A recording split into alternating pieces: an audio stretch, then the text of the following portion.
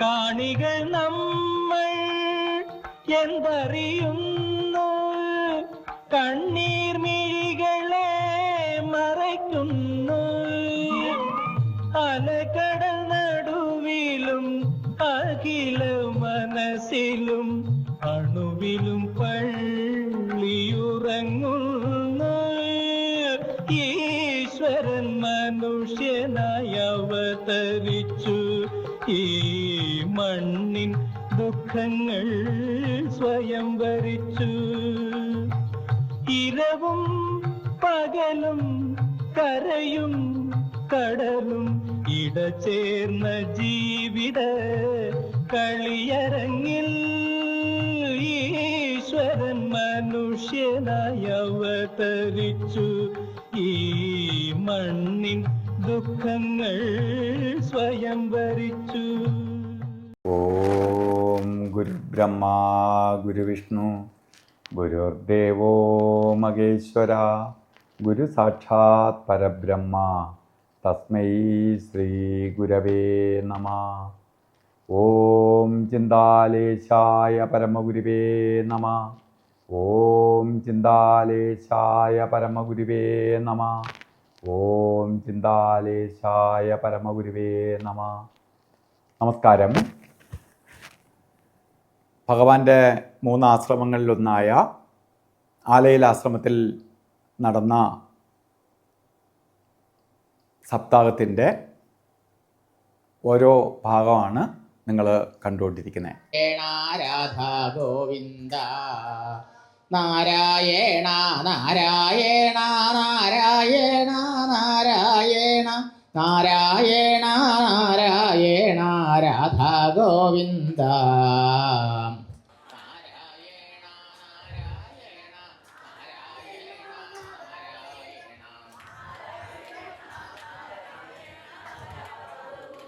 സർവത്ര ഗോവിന്ദനാമ സങ്കീർത്തനം. ഗോവിന്ദ ഗോവിന്ദ.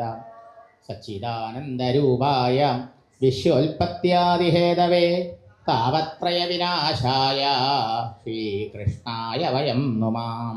മൂകം കരോതി വാചാലം പങ്കും ലംഘയതേ ഗിരിം യത്കൃപാതമഹം വന്ദേ പരമാനന്ദമാധവം. പീതാംബരം കരവിരാജിതശംഖചക്രകൗമോദഗീ സരസിജം കരുണാസമുദ്രം രാധാസഹായമതിസുന്ദരമന്ദഹാസം വാതാലയേശമനിശം ഹൃദി ഭാവയാമി. ശ്രീവാസുദേവമനിശം ഹൃദി ഭാവയാമി. ഓം സമസ്തജനകല്യാണേ നിരതം കരുണാമയം നമാമി ചിന്മയം ദേവം സദ്ഗുരും ബ്രഹ്മവിദ്വരം. വളരെ പ്രധാനപ്പെട്ട 2 കഥകളാണ് ഭാഗവത്തിൽ രാവിലെ എന്ന് പറയുന്നത്. നല്ല ഒരു കുടുംബജീവിതം ഉണ്ടാവണം നമുക്ക്. ഭാര്യാഭർത്താക്കന്മാർ തമ്മിൽ സ്നേഹിച്ച് ബഹുമാനിച്ച് സന്തോഷത്തോടുകൂടി ഒരു കുടുംബജീവിതം അല്ലേ? അങ്ങനെയുള്ള കുടുംബജീവിതം ഉണ്ടായാലേ അതിൽ നല്ല ഉത്തമ സന്തതികൾ ഉണ്ടാവുള്ളൂ. ആ മക്കളെ കൊണ്ട് അച്ഛനമ്മമാർക്കും ഗുണം ഉണ്ടാവുള്ളൂ, നാടിനും ഗുണം ഉണ്ടാവുള്ളൂ, ലോകത്തിനും ഗുണം ഉണ്ടാവുള്ളൂ അല്ലേ? മക്കളെ കൊണ്ട് മനസ്താപം ഉണ്ടാവാൻ പാടില്ല അച്ഛനമ്മമാർക്ക്. നാട്ടുകാർക്കും വീട്ടുകാർക്കും ആ കുട്ടികളെ കൊണ്ട് തലവേദനയും മനോവേദനയും ഉണ്ടാവാൻ പാടില്ല.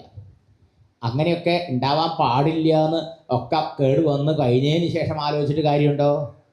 ഇല്ല. എങ്ങനെ ജീവിച്ചാൽ ഇങ്ങനെയുള്ള ഉത്തമ സന്തതികൾ ഉണ്ടാക്കാം എന്ന മനഃശാസ്ത്രമാണ് ഇവിടെ 2 കഥകളിലൂടെ പറഞ്ഞത്. ആദ്യം നമ്മൾ ധരിക്കുക, വിവാഹം എന്നുള്ളത് 2 പേരും ഒരേ ഹൃദയത്തോടു കൂടി 2 പേരുടെയും ഇഷ്ടാനിഷ്ടങ്ങളെ മാറ്റിവെച്ചുകൊണ്ട് കുടുംബത്തിൻ്റെ വിജയത്തിനും തൻ്റെ ശ്രേയസ്സിനും വേണ്ടി ജീവിക്കാനുള്ള ത്യാഗം, പരസ്പരം ഭർത്താവിന് വേണ്ടി ഭാര്യയും ഭാര്യയ്ക്ക് വേണ്ടി ഭർത്താവും വിട്ടുവീഴ്ചയ്ക്കും ത്യാഗത്തിനും തയ്യാറാകുന്ന ഒരു ജീവിതമാണ്. അതിന് തയ്യാറല്ലെങ്കിൽ അതിന് പോരുത്. മനസ്സിലായോ? അവരോരോരുത്തരും അവരവരുടെ ഞാൻ പിടിച്ചെടുത്ത് കാര്യം നടക്കണം എന്നുള്ള നിലയ്ക്ക് അവനവൻ്റെ ഇഷ്ടാനിഷ്ടങ്ങളിൽ പിടിച്ചുകൊണ്ടിരുന്നാൽ അവിടെ മസിൽ പിടുത്തം ഉണ്ടാവുള്ളൂ, അവിടെ ഈഗോ ക്ലാഷ് ഉണ്ടാവുക, അവിടെ സ്വരച്ചേർച്ച ഉണ്ടാവില്ല, അവിടെ അശാന്തി അസ്വസ്ഥത ഉണ്ടാവും, അപസ്വരങ്ങൾ ഉണ്ടാവും, പൊട്ടിച്ചീറലുകൾ ഉണ്ടാവും. അവസാനം അങ്ങനെ പറക്കണ പിള്ളേരും കേടുന്നു പോകും. മനസ്സിലായോ? ഇത് വളരെ പ്രധാന വിഷയം. അപ്പം എങ്ങനെ വേണം? വിവാഹം കഴിഞ്ഞ 12 മാസം എന്നാണ് പറഞ്ഞത്, 12 മാസം അത്ര ഗർഭം. അങ്ങനെയാണ് ഒരു മഹാത്മാവ് പറഞ്ഞത്. എന്താത്, വിവാഹം കഴിഞ്ഞാൽ 2 മാസം അച്ഛൻ മനസ്സിൽ ഗർഭം ധരിക്കേണ്ടത് കുട്ടിയെ. എന്നുവെച്ചാൽ ഭർത്താവ് വിചാരിക്കണം എനിക്ക് എങ്ങനത്തെ കുട്ടി ഉണ്ടാവണം, അങ്ങനെയുള്ള കുട്ടിക്ക് വേണ്ടി ദൈവത്തിനോട് പ്രാർത്ഥിക്കണം എന്നാണ്. അത് കഴിഞ്ഞ് ഭാര്യയും ഭർത്താവും കൂടി രണ്ടുപേരും വിവാഹം കഴിഞ്ഞ നാൾ മുതൽ ഈശ്വരനോട് പ്രാർത്ഥന ചെയ്യണം. എങ്ങനെയുള്ള കുട്ടി ഉണ്ടാവണം, എനിക്ക് ഉത്തമ സന്തതികൾ ഉണ്ടാവണം അല്ലേ, കുടുംബത്തിനും ലോകത്തിനും അനുഗ്രഹം ചെയ്യുന്ന നല്ല കുട്ടികൾ ഉണ്ടാവാൻ വേണ്ടി പ്രാർത്ഥന ചെയ്യണം. അത് കഴിഞ്ഞിട്ടോ 2 മാസം അങ്ങനെ പ്രാർത്ഥനയായി കഴിഞ്ഞതിന് ശേഷമാണ് ഭാര്യാഭർത്താക്കന്മാർ സംഗമിച്ച് ബന്ധപ്പെട്ടിട്ട് ഗർഭാധാനം നടക്കാൻ പാടുള്ളൂ. ഗർഭാധാനം ചെയ്തു കഴിഞ്ഞാലോ അത് കഴിഞ്ഞാൽ 10 മാസം അമ്മയുടെ വയറ്റില്ല അല്ലേ. ആ അമ്മ ആ കുഞ്ഞിൻ്റെ നന്മയ്ക്ക് വേണ്ടി ഈശ്വരനോട് പ്രാർത്ഥന ചെയ്തുകൊണ്ടും നാമം ജപിച്ചുകൊണ്ടും ഭാഗവതാദി ഗ്രന്ഥങ്ങൾ വായിച്ചുകൊണ്ടും സത്സംഗം ചെയ്തുകൊണ്ടും സൽക്കർമ്മങ്ങൾ ചെയ്തുകൊണ്ടും പ്രാർത്ഥനാനിരതമായി കഴിയണം. ഇങ്ങനെ ചെയ്താലോ ഉത്തമ സന്തതികളെ ഉണ്ടാവുള്ളൂ. അങ്ങനെ അല്ലെങ്കിലോ പിള്ളേരെ എങ്ങനെയെങ്കിലുമൊക്കെ ആവും. മനസ്സിലായോ?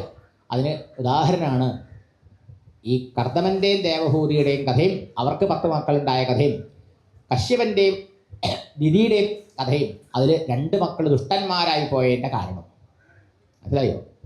ഭർത്താവിൻ്റെ സമ്മതവും ഭാര്യയുടെ സമ്മതവും ഇല്ലാതെ കുട്ടികൾ ഉണ്ടാവാൻ പാടില്ല. 2 പേർക്കും മാനസികമായും ശാരീരികമായും തയ്യാറെടുപ്പ് നടത്തണം. മനസ്സിലായോ?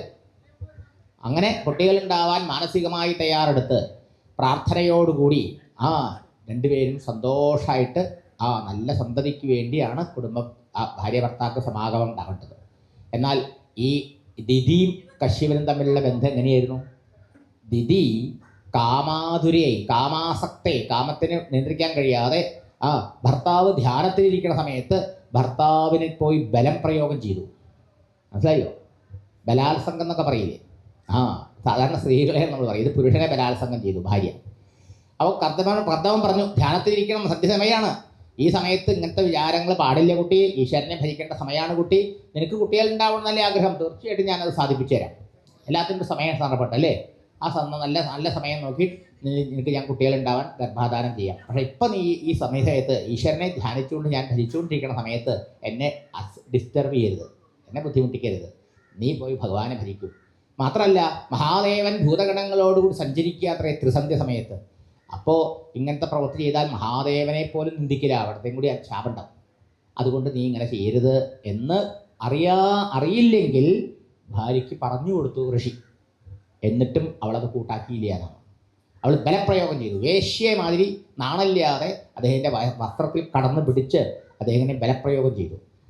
അപ്പോൾ അദ്ദേഹം അവളുടെ നിർബന്ധത്തിന് വഴങ്ങിയിട്ട് അവളിൽ ഗർഭാധാനം ചെയ്തു. പക്ഷേ അദ്ദേഹത്തിന് അറിയാം അത് സന്ധ്യസമയത്ത് ചെയ്ത് തെറ്റാണെന്ന്. അതുകൊണ്ട് ആ പാപകർമ്മത്തിന് പരിഹാരമായി അദ്ദേഹം പ്രായശ്ചിത്തം ചെയ്തു. അതിനുശേഷം വീണ്ടും കുളിച്ച് ഭഗവത് ധ്യാന നിരതനായിരുന്നു. നോക്കൂ. എന്നാൽ ദിതിയോ തൽക്കാലത്തെ ആ വികാരം കഴിഞ്ഞപ്പോൾ മനസ്സ് ശാന്തമായപ്പോഴോ അവളുടെ മനസ്സിന് വിവേകം ഉണ്ടായി. അപ്പോൾ ഈ ഭർത്താവ് പറഞ്ഞത് കൂട്ടാക്കാതെ, ഭർത്താവിൻ്റെ ഇഷ്ടം ഇല്ലാതെ ഞാൻ ബലപ്രയോഗം കൊണ്ട് ഗർഭം സമ്പാദിച്ചുകൊണ്ട് ഇനി എന്തൊക്കെയാണ് ഉണ്ടാവാൻ പോണേ എന്നൊരു ടെൻഷനായി. കണ്ടോ? ഉടനെ മഹാദേവനെ സ്തുതിച്ചു, മഹാദേവൻ്റെ അവമാനിച്ചു എന്ന് പറഞ്ഞൊരു അച്ഛൻ ഭർത്താവ് മഹാദേവനെ പ്രാർത്ഥിച്ചു, ഭഗവാനെ പൊറുക്കണം, മാപ്പാക്കണം, തെറ്റാക്കണം എന്നൊക്കെ പറഞ്ഞു. അതിന് ഭർത്താവിൻ്റെ കാൽക്കൽ വീണ് മാപ്പ് പറഞ്ഞുകൊണ്ട് പൊട്ടിക്കരഞ്ഞുകൊണ്ട് അദ്ദേഹത്തിനോട് മാപ്പ് പറഞ്ഞ് കരഞ്ഞ് അദ്ദേഹത്തിനോട് ക്ഷമാപണം ചെയ്തു. അവളുടെ ആ കുറ്റബോധവും മനംമാറ്റം കണ്ടപ്പോൾ മഹർഷിക്ക് അവളോട് കാരുണ്യം തോന്നി, ദയ തോന്നി. എന്നിട്ട് മഹർഷി പറഞ്ഞു, ശരി, നിനക്ക് നല്ല ബുദ്ധി ഇപ്പം ഉണ്ടായതുകൊണ്ട് നിനക്ക് ഉണ്ടാവുന്ന പേരക്കുട്ടി ഭക്തനാവും. പക്ഷേ നിനക്കുണ്ടാവുന്ന 2 കുട്ടികളാണ്, അവർ മഹാദുഷ്ടന്മാരെ ആവുക. എന്താ കാരണം? സന്ധ്യാസമുൽപാദന കഷ്ടചേഷ്ടവും. ഇത് വളരെ ശ്രദ്ധിക്കണം. ഭർത്താവിൻ്റെ സമ്മതമില്ലാതെ ഭാര്യയോ, ഭാര്യയുടെ സമ്മതമില്ലാതെ ഭർത്താവോ അവരുടെ ശരീരത്തിനെ തൊടാൻ പാടില്ല. മനസ്സിലായോ? ഗർഭാധാനം ചെയ്യാൻ പാടില്ല. അങ്ങനെയായ ഉണ്ടാകുന്ന കുഴപ്പങ്ങൾ ഓരോ കഥകളിലൂടെ പറഞ്ഞുതരാം. നമ്മുടെ പുരാണങ്ങളിലൊക്കെ എഴുതി വെച്ചിട്ടുണ്ട്. ഇപ്പോൾ ഇവിടെ ഭർത്താവിൻ്റെ സമ്മതം ഉണ്ടായിട്ടാണോ ഈ ഗർഭം സമ്പാദിച്ചത്? അല്ല. അതുകൊണ്ടോ അനുഗ്രഹമില്ല. അത് പറഞ്ഞു, അതും സന്ധ്യസമയത്ത്, അതും മഹാദേവനെ നിന്ദിച്ചുകൊണ്ടും ചെയ്തു. അതുകൊണ്ട് എന്തായി? മഹാദുഷ്ടന്മാർ, ലോകത്തെ മുഴുവൻ ദ്രോഹിക്കുന്ന ഭീകരന്മാർ 2 മക്കളുണ്ടാവുന്നു. അതാണ് ഹിരണ്യാക്ഷനും ഹിരണ്യകശിപുവും. മനസ്സിലായോ? ഈ ഹിരണ്യാക്ഷനും ഹിരണ്യകശിപുവും ലോകത്തെ ദ്രോഹിച്ചത്ര ആരെങ്കിലും ദ്രോഹിച്ചിട്ടുണ്ടോ? ഈ ഭീകരന്മാരൊക്കെ ഈ ഭൂമിയിൽ മാത്രം, അത് 3 ലോകത്തുള്ളവർ ദേവന്മാരെ അടക്കം ദ്രോഹിച്ചിട്ടുണ്ട് അല്ലേ? അപ്പം എന്തുകൊണ്ട്? മഹർഷിയുടെ മകനാ അല്ലേ? മഹർഷിയുടെ ബീജത്തിൽ നിന്നുണ്ടായതാ. എന്നിട്ടും എന്തേ ഇങ്ങനെയായത്? ആ സമയത്തിൻ്റെ ദോഷം, ഭർത്താവിൻ്റെ സമ്മതമില്ലാതെ അങ്ങനെയൊക്കെ സമ്പാദിച്ചുകൊണ്ട്. മനസ്സിലായോ? അങ്ങനെ ആവാൻ പാടില്ല എന്ന് മക്കൾക്ക് പറഞ്ഞു കൊടുക്കണം. നമ്മൾ വേറെ മക്കൾക്കും കല്യാണം കഴിച്ചു കൊടുത്താൽ പോരാ, കുറെ സ്വർണവും കുറെ പണവും കുറച്ച് നാട്ടുകാരിൽ സദ്യ മാത്രം കൊടുത്താൽ പോരാ. ഈ ആശയങ്ങൾ എങ്ങനെയാണ് ഗൃഹസ്ഥ ജീവിതം നയിക്കേണ്ടത്, എങ്ങനെയാണ് കുട്ടികൾ ഉണ്ടാവേണ്ടത് എന്ന് നാം നമ്മുടെ വരും തലമുറയ്ക്ക് പറഞ്ഞു കൊടുത്തിട്ടില്ലെങ്കിൽ നമ്മുടെ ദോഷമല്ലേ? നമ്മൾ സ്കൂളിലും കോളേജിലും പഠിപ്പിച്ച് വിട്ടിട്ട് മാത്രം കാര്യമുണ്ടോ? ഇല്ല. ഇതാണ് മുഖ്യമായിട്ടുള്ള പഠിപ്പ്. നല്ല കുടുംബജീവിതം ഉണ്ടാവണം, നല്ല കുട്ടികളുണ്ടാവണം. എന്നാലേ അവരെ കൊണ്ട് നമ്മുടെ പൂർവികന്മാർക്കൊക്കെ സൗകര്യം കിട്ടുള്ളൂ അല്ലേ? അതെ. അപ്പോൾ ദുഷ്ടന്മാരുണ്ടായി ഈ 2 പേര്. ഇനി ഭർത്താവിൻ്റെ സമ്മതമില്ലാതെ ഭാര്യ സമ്പാദിച്ചേറ്റിയത്, ഇനി ഭാര്യയുടെ സമ്മതമില്ലാതെ ഭർത്താവ് സമാഗമം ചെയ്ത് കുട്ടികളുണ്ടായത് കഥ കേൾക്കണം. അത് മഹാഭാരതത്തിലേക്ക് പോകണം. എന്താ? അതായത് സത്യവതി, ശന്തനു മഹാരാജാവ് സത്യവതി നേരത്തെ ഗംഗയെ വിവാഹം കഴിച്ചു, ഗംഗാപുത്രനുണ്ടായി, ഭീഷ്മനുണ്ടായി. പക്ഷെ ഗംഗയുടെ പ്രതിജ്ഞ എന്തായിരുന്നു? ഞാൻ കാണിക്കുന്നതിന് ഒരു എതിര് പറയാൻ പാടില്ല, എന്ത് ചെയ്താലും ഉണ്ടാൻ പാടില്ല. ഈ കണ്ടീഷനിലാണ് വിവാഹം കഴിച്ചത്. അങ്ങനെ വന്നു, കല്യാണം കഴിഞ്ഞു, കുട്ടികളുണ്ടായി. കുട്ടി ഉണ്ടായ ഉടനെ പുഴയെ കൊണ്ട് എറിയുക. മനസ്സിലായില്ലേ? ഇങ്ങനെ കുട്ടികളെ 7 കുട്ടികളെ എറിഞ്ഞോളൂ. സഹിച്ചില്ല, അവർക്ക് അദ്ദേഹം സഹിച്ചില്ല. 8ാമത്തെ കുട്ടി ഉണ്ടായി ഉടനെ എറിയാൻ പോയപ്പോൾ പറഞ്ഞു, ഞാൻ പറ്റില്ല, എന്ത് പറഞ്ഞാലും വിരോധമില്ല, ഈ കുട്ടി എനിക്ക് വേണമെന്ന്. അപ്പുറം തരാം, പക്ഷെ ഞാൻ ഇനി ഞങ്ങളുടെ ഭാര്യ ആയിരിക്കില്ല, കണ്ടീഷൻ ലംഘിച്ചു. മനസ്സിലായില്ലേ? അതാണ് ഭീഷ്മര്. പിന്നെ ആ കുട്ടിയെ കൊണ്ടുപോയി വളർത്തി വലിയ വില്ലാളി വീരനാക്കി കൊണ്ടുകൊടുത്തു എന്ന കഥ നമുക്ക് പ്രസിദ്ധം.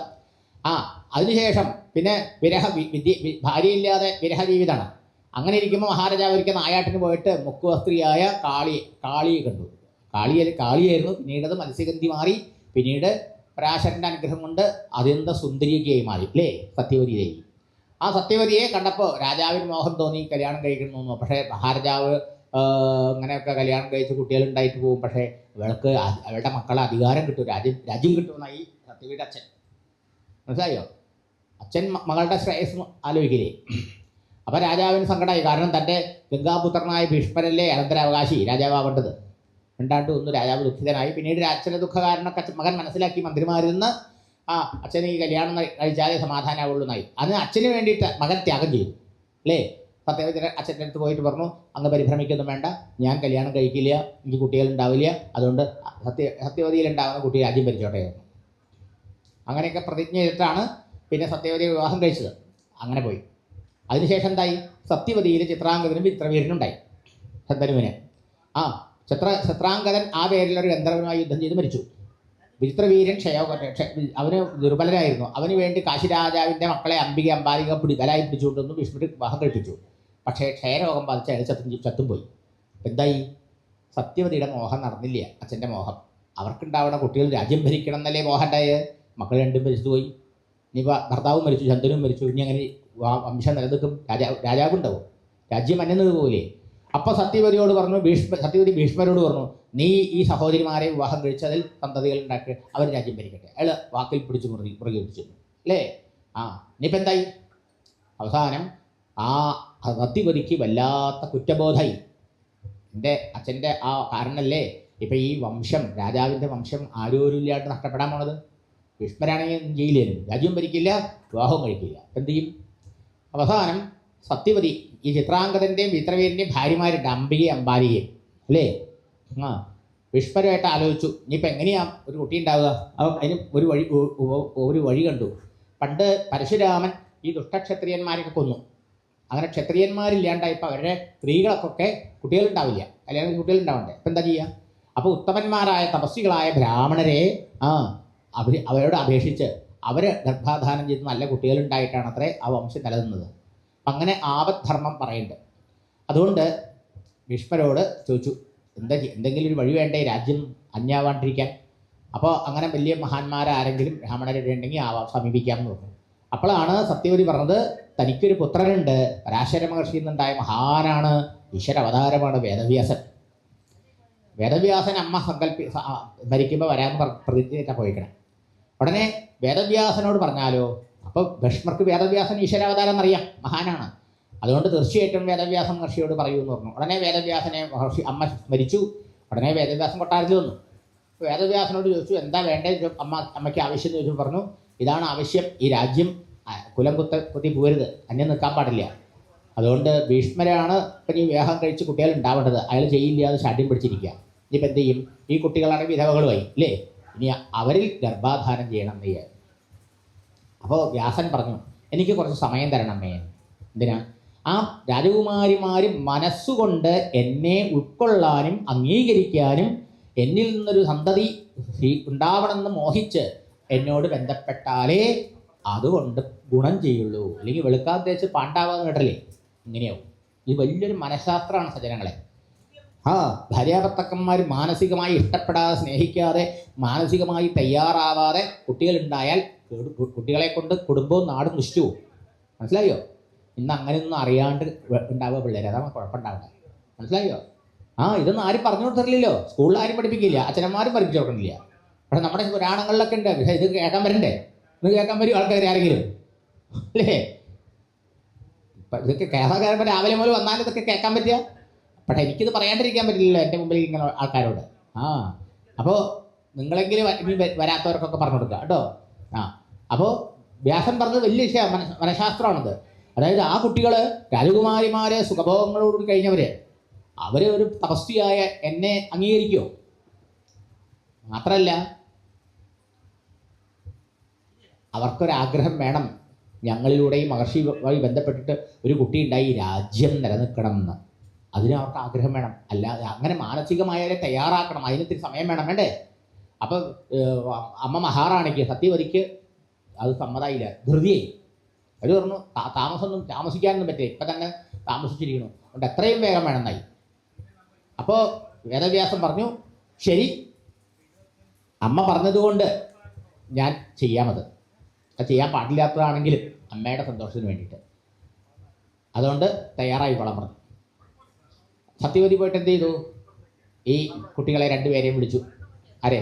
അംബാലികയും അംബികയുടെയും അംബാലിയുടെയും അന്തപുരത്തിൽ പോയിട്ട് പറഞ്ഞു ഇങ്ങനെയാണ് മക്കളെ, നിങ്ങൾ ഇരുന്ന് കഴിഞ്ഞാൽ ഈ രാജ്യത്തിൽ ഭരിക്കാൻ ആരും ഉണ്ടാവില്ല, അതുകൊണ്ട് നിൻ്റെ സഹോദര സ്ഥാനമുണ്ട്, ഭർത്താവിൻ്റെ പുത്രൻ്റെ സ്ഥാനമുണ്ട്, അതുകൊണ്ട് ഈ മഹാനാണ് വേദവ്യാസ മഹർഷി, അദ്ദേഹത്തിനോട് ഞാൻ പറഞ്ഞിട്ടുണ്ട്, അതുകൊണ്ട് നിങ്ങൾ ഒരുങ്ങിയിരുന്നോളൂ, അദ്ദേഹം വരും, നിങ്ങൾ ഗർഭാധാനം ചെയ്യും, അതിനെ ഭക്തിയോടെ ബഹുമാനത്തോടെ നിങ്ങൾ സ്വീകരിക്കണം എന്നൊക്കെ പറഞ്ഞു.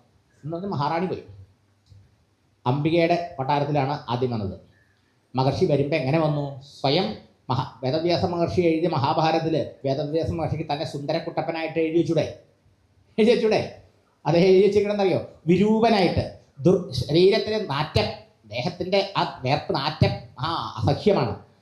അതുപോലെ ഒരു വിരൂപനായ ഒരു താടിക്കാരൻ ഋഷിയുടെ വേഷത്തിൽ ഇദ്ദേഹം ചെന്നൂടെ അംബികയുടെ അവിടെ. അംബികയ്ക്ക് ഇത് കണ്ടിട്ട് സഹിക്കാനേ വയ്യില്ല. അയ്യോ ഇങ്ങനൊന്നും വേണ്ടി വന്നല്ലോ എന്ന് വിചാരിച്ചുകൊണ്ട് ആകെ പട്ടെടുത്ത് ശരീരാകെ മൂടി പുറച്ചു അത്രേ. മനസ്സിലായോ? കാണണ്ട. മഹർഷി പോയി. അവർക്കൊന്നും ശാരീരികമായി ബന്ധപ്പെട്ടുണ്ടല്ലോ, അനുഗ്രഹിച്ചാൽ സങ്കല്പിച്ചാൽ മതി. പുറത്തു അമ്മ കാത്തു നിൽക്കുക, സത്യവതി പുറത്ത് കാത്തു നിൽക്കുക. പുറത്തു വന്നു. എങ്ങനെയുണ്ടാ ഉണ്ണി പുത്രൻ? അമ്മേ 10,000 ആനയുടെ ശക്തി ഉണ്ടാവും, വളരെ ശക്തനാവും, നല്ല വിദ്വാനൊക്കെ ആവും, പക്ഷേ കണ്ണുണ്ടാവില്ല, അന്ധനാവുന്നു. എന്തേ? മനസ്സുകൊണ്ട് അവൾ അംഗീകരിച്ചില്ലേ അദ്ദേഹത്തിൻ്റെ ഭർത്താവായിട്ട്. മനസ്സിലായോ? കണ്ണിറുകി അടച്ചുകൊണ്ട് ഇത് വേണ്ടി വന്നുല്ലോ എന്ന് മനസ്സുകൊണ്ട് ശപിച്ചുകൊണ്ടാണ്. അങ്ങനെ ഉണ്ടായ കുട്ടി ആ വംശത്തിനെ നശിപ്പിക്കുമല്ലയോ? ധൃതരാഷ്ട്രൻ്റെ വംശം, ആ വംശത്തെ കുരുവംശത്തെ നശിപ്പിക്കാനുള്ള കാരണം എന്താ? ആ അംബികയുടെ സമ്മതമില്ലാതെ, അംബാലികയുടെ സമ്മതമില്ലാതെ, അമ്മ മഹാറാണിയുടെ നിർബന്ധം കൊണ്ട് വേദവ്യാസൻ മഹാഋഷിയാണ് ഈശ്വരാവതാരമായിട്ട് പറഞ്ഞിട്ട് കാര്യമില്ല. ആ പിള്ളേരുണ്ടായി, അത് രണ്ടെണ്ണത്തിന്റെ മക്കൾ തല്ലി കുരുവംശം കുളം തോണ്ടിയില്ലേ? കഥ വെറുതെ പിറന്നകളല്ല. വേദവ്യാസ മഹർഷി, നമ്മുടെ മഹർഷിമാരെ വലിയ അതിനേക്കാൾ വലിയ മനഃശാസ്ത്രജ്ഞന്മാരൊന്നും ഇവിടെ ഉണ്ടായിട്ടില്ല. മനസ്സിലായോ? അത്ര മഹാന്മാരാണ് മഹർഷിമാര്. ശരി, സത്യവതിക്ക് ആകെ മനസ്താപായി, സങ്കടമായി. അടുത്ത ദിവസം അംബാലികയുടെ ഉഴ, അംബികയുടെ എങ്ങനെ പോയി കഴിഞ്ഞ് അംബാലികയോട് പോയി പറഞ്ഞു. മഹർഷി അംബാലികയോട് ചെന്നു. അവൾ ചെന്നപ്പോഴോ ഈ മഹർഷിയുടെ ഈ വികൃത രൂപം, ഈ ദുർഗന്ധം കണ്ട അവൾക്ക് ആകപ്പാടെ അറപ്പും വെറുപ്പും. എൻ്റെ ശരീരം തൊടണ്ടാന്ന് പറഞ്ഞിട്ട് ശരീരം ആകെ കുറച്ചു മൂടി. അദ്ദേഹം പോയി തിരിച്ചു വന്നു. അമ്മ പുറത്ത് നിൽക്കണ്ട, എങ്ങനെയുണ്ടാവും കുട്ടി, കേമനാവുമോ? ആ കേമനാവും, വലിയ വിദ്വാനും പണ്ഡിതനൊക്കെ ആവും, പക്ഷേ വെള്ളപ്പാണ്ട കുഷ്ഠം, മനസ്സിലായില്ലേ? ശരീരത്തിൽ മുഴുവൻ വെള്ളപ്പാണ്ട് വന്ന വല്ല സൗന്ദര്യം ഉണ്ടാവുമോ? വൃത്തികേടല്ലേ? എങ്ങനെയുണ്ടാവുമായിരുന്നു? എന്താ കാരണം? അവളുടെ മാനസികമായ മനസ്സുകൊണ്ട് അംഗീകരിച്ചില്ല, മനസ്സിലായോ? അറപ്പും വെറുപ്പോടുകൂടി. അപ്പം അമ്മയ്ക്ക് വലിയ സങ്കടമായി, അമ്മ മഹാറാണിക്ക്. എന്നിട്ട് വ്യാസനോട് പറഞ്ഞു, ഒരു ചാൻസും കൂടി. അമ്പിയോടും ആദ്യം പോയി പറഞ്ഞു, രണ്ടുപേരോടും പറഞ്ഞു. അവർക്ക് രണ്ടുപേർക്കും സമ്മതം ഉണ്ടായില്ല. അവരെന്ത് ചെയ്തു? പിറ്റേ ദിവസം അവരുടെ സ്ഥാനത്ത് അവരെ അടിച്ചലിക്കാരി ഉണ്ടല്ലോ, അടിച്ചലി പാത്രം ചെയ്യണ ദാസി ഉണ്ടല്ലോ, അവളെ ഇവരെ വേഷം കെട്ടിച്ചു, മേക്കപ്പ് ചെയ്തു. മഹാറാണിമാരുടെ ആ പണ്ടങ്ങൾ അണിയിച്ചു, പുടവയൊക്കെ അണിയിച്ച് ഇവളെ ആ റൂമിൽ കൊണ്ട് കിടത്തി. അവളാണെങ്കിലോ വേദവ്യാസ മഹർഷി എന്ന് പറഞ്ഞാൽ ദൈവത്തെ പോലെ ആരാധിക്കുന്നവള്, അത്ര ഭക്തനെയാ, മനസ്സിലായോ? വേദവ്യാസ മഹർഷി അതേമാതിരി തന്നെ മറ്റു രണ്ടിടത്ത് പോയത് ഇവിടെ വന്നു. അവൾക്ക് യാതൊരു നിന്ദാഭാവമോ വെറുപ്പോ അറപ്പോ ഉണ്ടായില്ല. എന്തൊരു മഹാഭാഗ്യമാണ് എനിക്കല്ലേ, ഈശ്വരതുല്യനായി മഹർഷിയിൽ നിന്നൊരു ഉണ്ണി ഉണ്ടാവാന്ന് വെച്ചാൽ എന്താ ധന്യമാണ് എൻ്റെ ജീവിതം എന്ന് പറഞ്ഞ് അദ്ദേഹത്തിനെ ഭക്തിയോടെ, ബഹുമാനത്തോടെ, ആദരവോടെ, സ്നേഹപൂർവ്വം സേവിച്ചു. അതിന് ഒരു ഉണ്ണി ഉണ്ടായി. പുറത്തു വന്നു. അമ്മ കാത്തു നിൽക്കുക. കേമനാവും, വിദ്വാനാവും, ജ്ഞാനിയാവും, മഹാനാവും, ഈശ്വരൻ്റെ വലിയ ഭക്തനാവും, ഭഗവാന്റെ കണ്ണിലുണ്ണിയാവും. ആ കുട്ടിയാണ് വിതുരൻ. നിങ്ങൾ ചിന്തിക്കണം, ഇത് വെറും കഥയല്ല, മഹാഭാരതമാണ് ഈ ഭാരതത്തിൻ്റെ അടിത്തറ, നട്ടല്, മനസ്സിലായോ? ഈ മഹാഭാരതം നമ്മൾ പഠിപ്പിക്കാണ്ട് ആയതാ നമ്മുടെ നാടൊക്കെ കെട്ടുപോകാൻ കാരണം. മനസ്സിലാവുണ്ടോ? വേദവ്യാസം എഴുതിയ മഹാഭാരതത്തിൽ തൻ്റെ മക്കളുണ്ടായ കഥ പറയുക. താൻ നല്ല ഉദ്ദേശത്തോടുകൂടി പോയെങ്കിലും ആ സ്വീകരിക്കുന്ന പാത്രം അതിന് പാകാവണ്ടേ? അവർ തയ്യാറായില്ല മാനസികമായി, അവരുടെ ഇഷ്ടമില്ലാതെയാണ്. ആ അമ്മ മഹാറാണിയുടെ നിർബന്ധം കൊണ്ടുണ്ടായ പിള്ളേരാ. നേരെ മറിച്ചോ ആ അമ്മ സന്തോഷത്തോടെ സ്വീകരിച്ചപ്പോണ്ടായ കുട്ടിയോ? ധൃതരാഷ്ട്രൻ അന്ധനായി, പാണ്ഡുവായി കുട്ടരോഗിയായി മാറി. അതുപോലെ ഈ വിതുരൻ മഹാജ്ഞാനിയും ഭക്തനും കൃഷ്ണന്റെ കണ്ണിലുണ്ണിയായി മാറി. ഇല്ലേ? ശ്രീകൃഷ്ണ ഭഗവാൻ ഹസ്തനാവൃത്തി പോയ കൊട്ടാരത്തിലല്ല താമസിക്കുക, വിതുരൻ്റെ വീട്ടില. അത്രയായിരുന്നു ആ കൃഷ്ണഭക്തി അദ്ദേഹത്തിന്, കൃഷ്ണന് വിതുരനോടുള്ള ബഹുമതി. എങ്ങനെ ഉണ്ടാവും മക്കളെന്ന് ഇപ്പം മനസ്സിലായി? ഈ മൂന്ന് പിള്ളേരുണ്ടായ കഥ. ഇതൊക്കെ പറഞ്ഞു കൊടുക്കണേ നല്ല പ്രായത്തിലേ. ഇങ്ങനെ വേണം കുട്ടികളുണ്ടാവാൻ. ഭാര്യയും ഭർത്താവും ആദ്യം 2 മാസം പ്രാർത്ഥനയായി കഴിയണം. അതിനുശേഷമാണ് കുട്ടികളുണ്ടാവാൻ നല്ല സങ്കല്പം ചെയ്തുകൊണ്ട് സന്തോഷത്തോടുകൂടി ആ 2 പേരും മാനസികമായും ശരീരം കൊണ്ട് ഒരുങ്ങിയിട്ട് ഗർഭാധാനം എന്ന മഹത്തായ പ്രക്രിയ. 16 സംസ്കാരമുണ്ട് നമുക്ക്, ഷോഡശ സംസ്കാരം ഒരു ഹിന്ദുവിന്. നമ്മളൊക്കെ വേണ്ടാന്ന് വെച്ചു. ഈ ഒരു പ്രധാന സംസ്കാരമാണ് ഗർഭാധാനം. നല്ല പാകപ്പെടുത്തി പറമ്പൊക്കെ കൃഷിസ്ഥലമൊക്കെ നല്ലോണം ഉഴുത് ഞവർത്ത് നിലമൊക്കെ പാകപ്പെടുത്തിയിട്ടല്ലേ നമ്മൾ വിത്ത് വിതയ്ക്കുക. ഈ വിത്ത് വിതയ്ക്കുന്ന പ്രക്രിയയാണ് ഗർഭാധാനം. അതിന് മുമ്പൊക്കെ പാകപ്പെടുത്തണം, ഒരുക്കണം നിലം, അല്ലേ? ആ നിലം ഒരുക്കുന്ന പരിപാടിയാണ് 2 മാസത്തെ പ്രാർത്ഥനയോടുകൂടിയ ജീവിതം. മനസ്സിലായോ? ഇങ്ങനെ നിങ്ങൾ ഉണ്ടായി നോക്കൂ, നിങ്ങൾക്ക് ഉത്തമ മക്കളുണ്ടാവും, മഹാന്മാരായ മക്കളുണ്ടാവും. ഒരു എക്സ്പെരിമെന്റ് നടത്തൂ. റിസർച്ച് നടത്തിക്കൂടെ നിങ്ങൾക്ക് എന്നല്ലേ? അല്ലേ? എന്തൊക്കെ റിസർച്ച് നടത്തേണ്ട ജീവിതത്തിൽ പ്രയോജനമില്ലാത്ത കാര്യങ്ങളിൽ, ശരിയല്ലേ?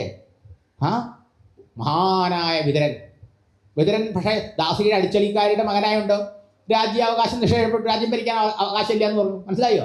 അത് ഞാൻ വിതുരൻ രാജ്യം ഭരിക്കേണ്ടത് എത്ര കേമായേനെ. മഹാഭാരത യുദ്ധം തന്നെ ഉണ്ടാവില്ല. ഈ പാണ്ഡുവിൻ്റെയും ധൃതരാഷ്ട്രൻ്റെയും മക്കളുടെ ആ കാരണമല്ലേ ആ കുരുവംശം നശിച്ചത്, ഭാരത യുദ്ധം ഉണ്ടായത്. മനസ്സിലായോ? അപ്പോൾ ആ രാജ്യം രക്ഷപ്പെടുന്ന വിചാരിച്ച് നല്ല ഉദ്ദേശത്തോടുകൂടി അമ്മ മഹാറാണി ചെയ്തെങ്കിലും അത് നടന്നുവോ? കുളം തോണ്ടുണ്ടായത്, അല്ലെ? അസ്ഥിവാര കല്ല് എടുക്കുകയുണ്ടായത്. കാരണം എന്താ? ഇങ്ങനെയാണ് പിള്ളേരുണ്ടായത്. ഇതുകൊണ്ട് വളരെ ശ്രദ്ധിക്കണം.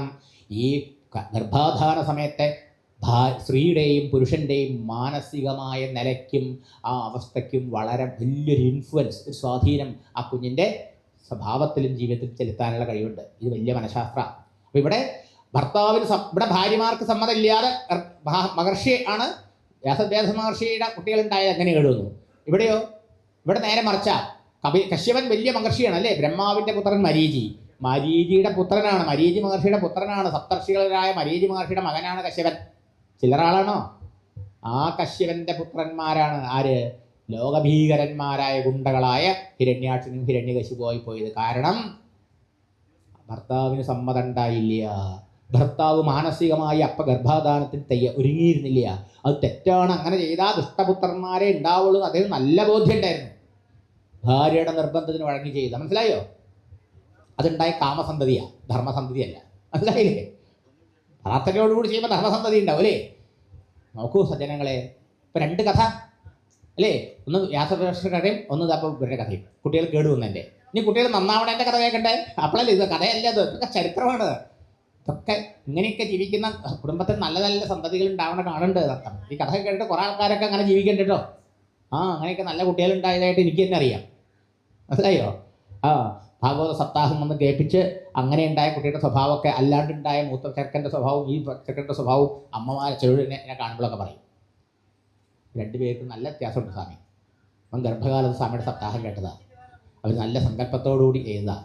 മറ്റേതൊന്നും അറിയില്ലായിരുന്നു. നമ്മുടെ സപ്താഹം കേട്ടപ്പോൾ അവർക്ക് ഇതൊക്കെ മനസ്സിലായില്ലേ? മനസ്സിലായോ? ആട്ടെ, അടുത്തതെന്താ? ബ്രഹ്മാവിൻ്റെ പുത്രൻ കർദമൻ. ബ്രഹ്മാവ് സൃഷ്ടി നടത്തിക്കൊണ്ടിരിക്കുകയാണ്. മക്കളും കൂടി ഉത്സാഹിച്ചാലേ ധാരാളം സൃഷ്ടി ഉണ്ടാവാൻ വളരുള്ളൂ. അതുകൊണ്ട് സ്വയംഭുവനോട് പറഞ്ഞു, മനു വേണ്ട പോലെ സൃഷ്ടി നടത്തി 5 മക്കളുണ്ടായി അല്ലേ? ആഭൂരി, ദേവഭൂരി, പ്രസൂരി, പ്രിയവർദ്ധൻ, ഉത്താനപാദൻ. ഇവരൊക്കെ വിവാഹം കഴിച്ചവരിലൊക്കെ കുട്ടികളുണ്ടായി. ആഗൂരിയെ വിവാഹം കഴിച്ചു കൊടുത്തത് രുചി എന്ന് പേരായ മഹർഷിക്ക. ഈ മഹർഷിമാരാണ് അന്ന് പ്രജാപതികൾ. പ്രജാപതി എന്ന് പറഞ്ഞാൽ ധാരാളം പ്രജകളെ കുട്ടികളെ അവർ സൃഷ്ടിച്ചു. അതുകൊണ്ട് അവരെ പ്രജാപതി എന്നും പറയും. മനസ്സിലായോ? അപ്പോൾ രുചി എന്ന് പറഞ്ഞ പ്രജാപതി മഹർഷി വിവാഹം കഴിച്ചു. അതിലവർക്കൊരു ഉണ്ണി ഉണ്ടായി. അതാണ് യജ്ഞൻ. യജ്ഞൻ ഈശ്വരൻ്റെ അവതാരം കൂടിയായിരുന്നു. മനസ്സിലായോ? ആ മന്നന്തരത്തിലെ ഇന്ദ്രനുമായിരുന്നു. അങ്ങനെ മഹാനായിരുന്നു. പിന്നീട് നടുവിലത്തെ മകളായിരുന്നു ദേവഹൂരി. ദേവഹൂരിയെ വിവാഹം കഴിച്ചു കൊടുത്ത കർദമ ഋഷിക്ക. അതെങ്ങനെയാണ്?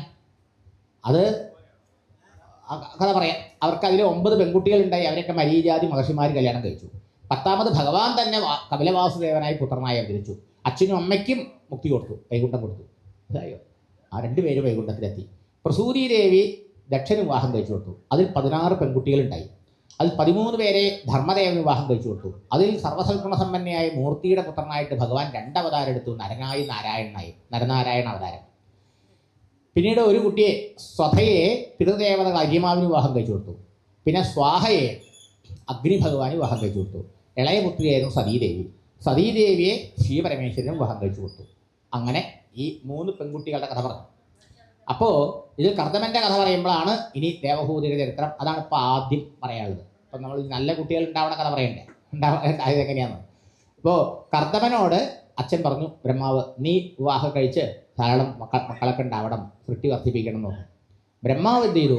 നേരെ സരസ്വതി നദി തീരത്ത് പോയിട്ട് 10,000 വർഷം തപസ് ചെയ്യാൻ തീരുമാനിച്ചു. അതെന്തിനാ? അദ്ദേഹം പഠിപ്പിക്കുക നമ്മളെ. നല്ല ഈക്കളിയാണ് വിവാഹം കഴിച്ച് കുട്ടികളുണ്ടാവുന്നതാണ്. മനസ്സിലായോ?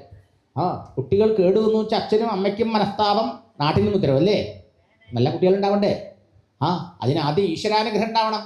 അതോടെ അദ്ദേഹം ആദ്യം തപസ് ചെയ്തു ഭഗവാനെ പ്രസാദിപ്പിച്ചു, സന്തോഷിപ്പിച്ചു. അറിയോ? കർദമൻ്റെ തപസ് കൊണ്ട് സന്തോഷിച്ച് ഭഗവാൻ അവരുടെ മുമ്പിൽ പ്രത്യക്ഷമായി. എന്നിട്ട് ചോദിച്ചു, എന്താ അങ്ങയുടെ ആഗ്രഹം? അപ്പോൾ പറഞ്ഞു, എൻ്റെ അച്ഛൻ ഇങ്ങനെ വിവാഹം കഴിക്കണം, കുട്ടികളുണ്ടാവണം എന്നൊക്കെ പറയുന്നുണ്ട്. പക്ഷേ അതൊക്കെ വേണ്ട പോലെ നേരാം ചൊവ്വ ആവണമെങ്കിൽ ഭഗവാന്റെ അനുഗ്രഹം ഉണ്ടാവണം. എനിക്ക് ഈശ്വരപ്രാപ്തിയാണ്, ഈശ്വര സാക്ഷാത്കാരം ജീവിത ലക്ഷ്യം, നല്ല നിശ്ചയമുണ്ട്. അതിന് തടസ്സമാവാൻ പാടില്ല എൻ്റെ ഗൃഹസ്ഥാശ്രമം. അതുകൊണ്ട് എന്നെ മാതിരി ഈശ്വരചിന്തയും ഭക്തിയൊക്കെ ഉള്ളൊരു കുട്ടി വേണം എനിക്ക് ഭാര്യയായിട്ട് കിട്ടാൻ. ഇതൊക്കെയാണ് എൻ്റെ ആഗ്രഹം എന്ന് പറഞ്ഞു. അപ്പോൾ കർദമനോട് ഭഗവാൻ പറഞ്ഞു, സന്തോഷം. ഒന്ന് ഒളിപ്പിച്ച് വയ്ക്കാതെ ഭഗവാനോട് സത്യം പറഞ്ഞൂല്ലോ. അതുകൊണ്ട് ഭഗവാൻ പറഞ്ഞു, അങ്ങക്ക് ഏറ്റവും അനുകൂലയായ പറ്റിയ ഒരു കന്യകയുണ്ട്. ഈശ്വര ഭക്തിയാണ്, സർവ്വസൽഗുണ സമ്പന്നയാണ്. ആരാണ്? രാജാവ്, മഹാരാജാവ് സ്വയംഭുവിൻ്റെ നടുവിലത്തെ മകളായ ദേവഹൂരിയാണ്. ആ ദേവഹൂരിയെ 2 ദിവസം കഴിയുമ്പോൾ മഹാരാജാവ് തന്നെ അങ്ങ് വിവാഹം കഴിച്ച് തരാനായിട്ട് ഇവിടെ വരും. ഒന്നും പറയേണ്ട, സ്വീകരിച്ചു.